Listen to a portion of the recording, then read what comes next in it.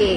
Mak saya ni dia ada glaukoma. Sebenarnya belah mata belah kiri dia tu memang dah rosak lah. Doktor kata saraf mata dia sebab glaukoma dia memang sangat teruk. Dia punya solution dia cuma matikan je semua saraf tu. Tapi mak saya tak nak matikan saraf masa tu sebab ada risiko kan. Jadi kita orang just balik lah. Lepas tu lepas ni dah lebih daripada 5 tahun ada eviction kan. So kami try eviction, bagi mak try. So tindak balas ni selepas tak sampai pun sejam mak rasa macam sakit lah dekat dia punya saraf tepi mata dia tu, kat bahagian mata ni dan tengkuk dengan lengan dia kan. Tapi sebelum ni dia tak ada rasa macam tu lah. Maknanya selepas dia makan eviction tu dalam masa sejam ada tindak balas tu lah. Jadi mak rasa macam happy jugalah sebab saraf mata tu kan doktor kata dah rosak. Jadi bila ada tindak balas, jadi macam dia happy lah, maknanya masih berfungsi lah kan. Lepas tu mak rasa gatal-gatal sikit kat tepi. Lepas tu dia kata rasa macam mula-mula dia kata sakit lah dekat sini kan. Lepas tu next day pagi tu saya bagi lagi 2 paket.